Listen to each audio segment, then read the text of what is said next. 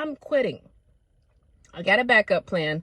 My backup plan is I am going to post a video every day. Hello all and welcome to my channel. So today I got a video that seems to be a trend all over social media everywhere, which is people quitting their job to do content creation full time. And in this video, actually this person worked in Amazon with no backup plan whatsoever and decided to do YouTube. Actually, let me give a shout out to her channel just in case you guys want to go out there and take a look at her channel. Her name of her channel is The Fabulous Life of Natalia. Go check it out if you want to see some of her content. She's on a journey right now on some entrepreneur stuff, but I got some comments. But before I get there, guys, please take the time, take the like, leave a comment, and subscribe. Because of you guys and with your help, I finally got monetized a week ago. Yay me! All right, let me get straight to the video. I hate my job. If you click this video, I'm thinking you hate your job too. I can't stand everything about it. And please don't tell me the normal. Everybody hates their job. Nobody likes to work. That's you. I am not going to continue to be somewhere where I hate, because the longer I hate my job is tied to my life. So if I hate my job, I'm basically saying I hate my life. Now, there's something about this that I want to discuss that always interests me, and I think a lot of times, I'm not trying to blame her, but a lot of people fall into this trap. They wait too long in a job to the point where they hate it and they feel like they have to do something. A lot of times you stay in a job for such a long time, even though you don't like it. And the longer you stay there and the less raises you get, the inflation, cost of living is going high, you're going to end up eventually hating it. You never wait to a point where you hate a job. Because at that point, now you get really desperate. And what you do is you just go anywhere else. It don't matter what the pay is. You don't really care. You just want to get the hell out of the situation that she's in. That's why you got to be really smart and strategic. You really do. You got to be honest with yourself. And yes, I see what she's saying as well, where everyone is saying, and it's true, everyone says this, that you're not supposed to love your job. You're supposed to hate your job. And I get it. I really do. I don't hate my job, but I'm not in love with my job because I understand I have to have a certain distance between me, what things that I like in my life, compared to my job. Okay, I'm trying to get as much as I can from my job. They're trying to get as much for me, right? That's just the way it is. It's a tug of war.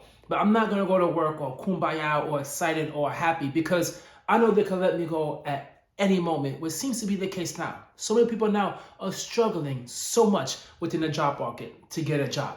It's really hard, and you just feel like layoffs are right around the corner. Everything just seems tight and so much tension, and you just cannot give all your loyalty to your company because they could just turn around and just cut you right away. Look, I ain't like y'all.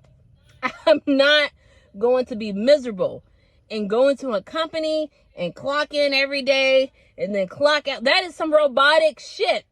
I am not a robot. I'm already dreading going into work. I'm here like, man, I got to be in there tomorrow. I'm not doing that no more. Now, the thing as well is, what was she doing before? Like, the people expect a job, right? When they go into the job, it's robotic, as she said. That's the way it probably been the whole time. Whatever job you're doing, they're probably paying you for whatever the job description was. Right? If you picked a shitty job when you went in, we'll expect the shitty job throughout time is going to be shitty.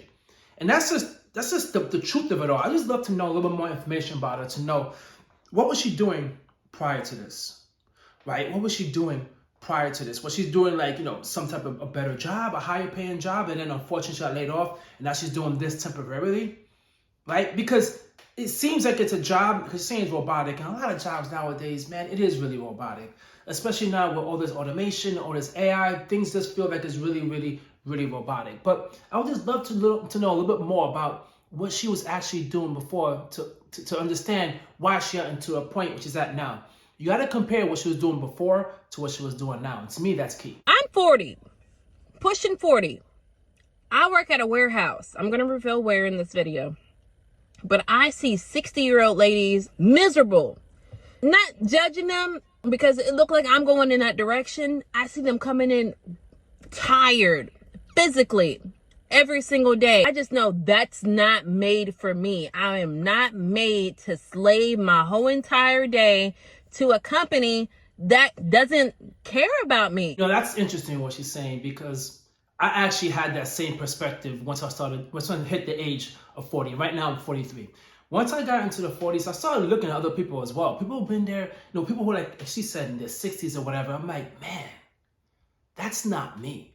Like, I don't want to be that, right? I don't want to have to work until my 60s, especially at the job that I was doing. See, I seen that people really, really old. When I first started my career, I was making like 1/3 of the amount I was making now. And I know how much people could make within my department, so I had an idea. And I was like, okay, I'm young. I'm going to move up, obviously, eventually from the role that I was doing. But some people were doing the same role I was doing, coming in as like a 28, 27-year-old guy. And they were doing the same thing in the 60s. So I knew that pay was really similar to mine. And I was like, man, I do not want to be that person. Like, I do not want to be that person. Fast forward to now I'm in my 40s, I'm really applying the pressure, saying, I want to make sure financially I'm set, financially I'm straight, because I don't want to be that person in the 60s having to work. I want to get to a point where I want to work. Okay, so I get it, the fire she has right now, because I had that same fire, man. I was like, okay, there gotta be more ways to make money, okay? There gotta be something else that I gotta do. But I never let myself get to a point where I hate what I'm doing now. I'm just becoming more brave, right? Stepping out of my comfort zone and trying things I never tried before, which it seems like that's something she needs to do. But unfortunately, she seems to have reached a point now at her job where she just hates it, especially a warehouse. I know there's a lot of people out there who work in warehouses, and I see a lot of complaints from people who work in warehouses. One of the complaints is they don't care about you, man. They just turn around and just let you go. They don't care at all about you. And if you're someone who works in a warehouse, drop a comment down below and let me know if that's true. But I hear that's the number one thing people complain about in warehouses is you get let go and no one gives a damn about you. If I walked out this street, got hit by a bus, boom, I am replaceable. Sleep because I have to work overtime because how the economy is. I am forced at a certain point to work, and I am not going to continue to give them my time. It's not worth it. 10 hours a day, and it's so robotic. I do the same job every day. Now, if you got to do the same job every day, I mean, I'm not knocking you. But me personally, for one, I feel like a robot. Then it's like limited my restrictions. You're telling me I can only do this and this? Now, the truth of the matter is that's how all jobs are. Okay, they set the rules, whether you like it or not, it is what it is. If you don't like it, you leave.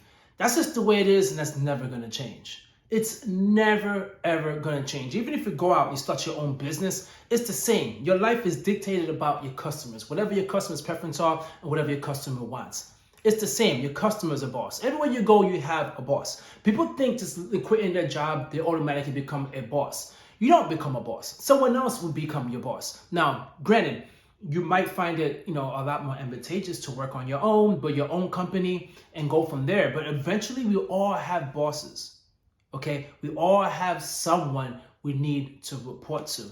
And thinking like you're just gonna leave that job you're in now to have like this kumbaya life is not that simple, man.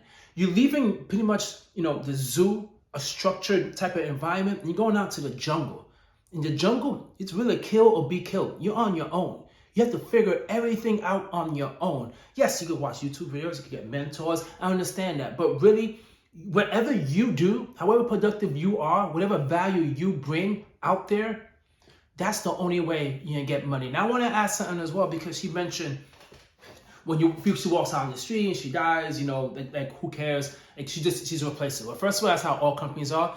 Everyone's replaceable. We get that. I've seen that a few times in the job that I'm in. Someone passed away and they've been replaced. It's the most weirdest feeling. It really is. But it's really eye-opening because it makes you recognize, listen, you're here breaking your back for a company and they'll let you go.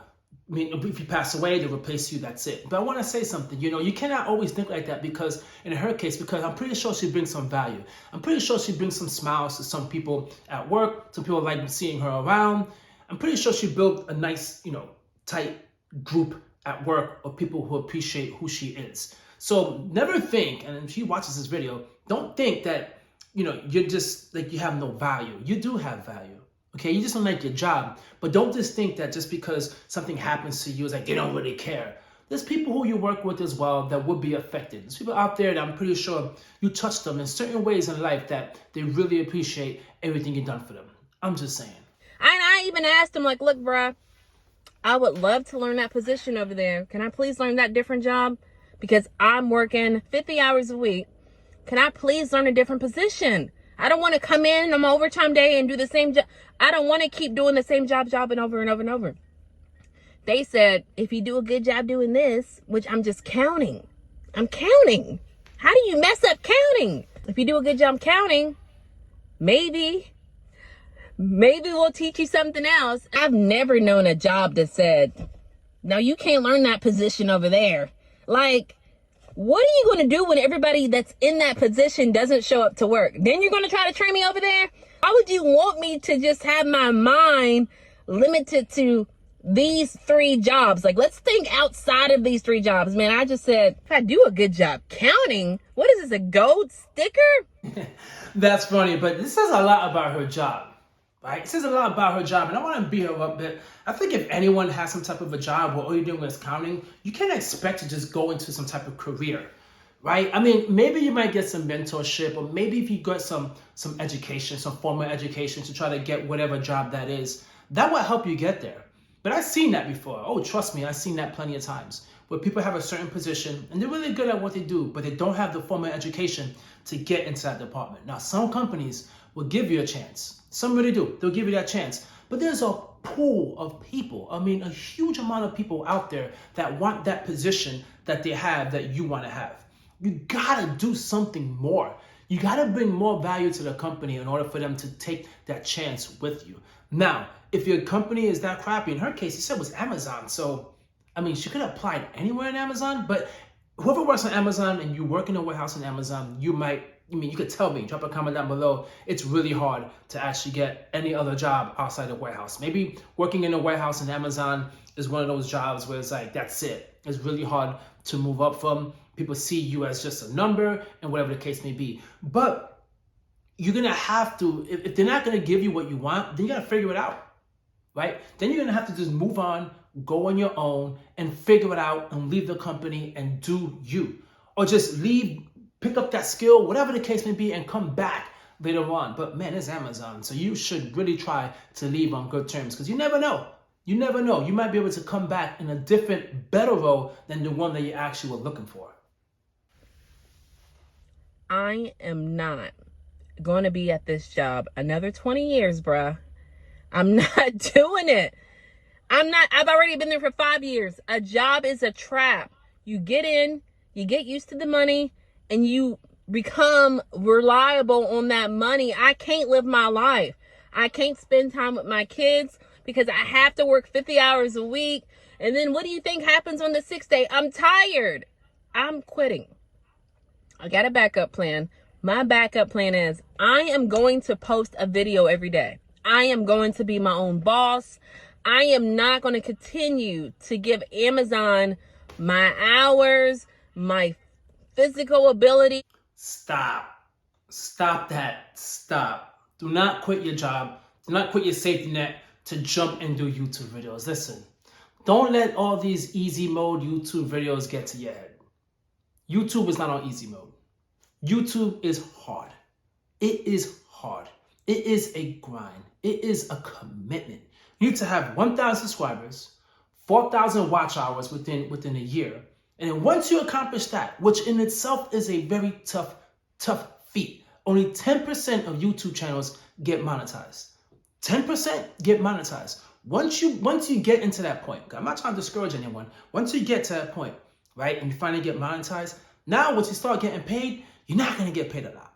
Right? My channel right now is getting $1 a day. $1. Now, I'm fresh from being monetized. Hopefully in the future I can change. But $1 a day, let's put that in proper perspective. Right? $1 a day. And that's your backup plan?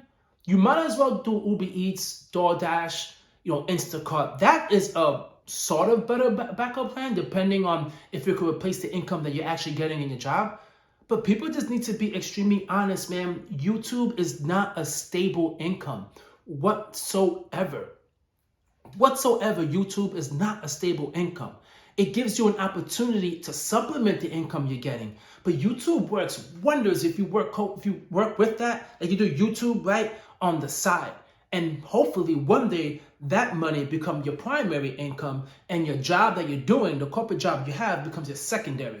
But if you're trying to build wealth and you're trying to do all these things, you want to keep both. You don't want to just jump off, your corporate job and start doing YouTube. It's going to take a long time. It took me a year and a half to get monetized. And even to this point, I'm nowhere near close to getting enough money to replace my actual, my real 9 to 5, my main primary 9 to 5.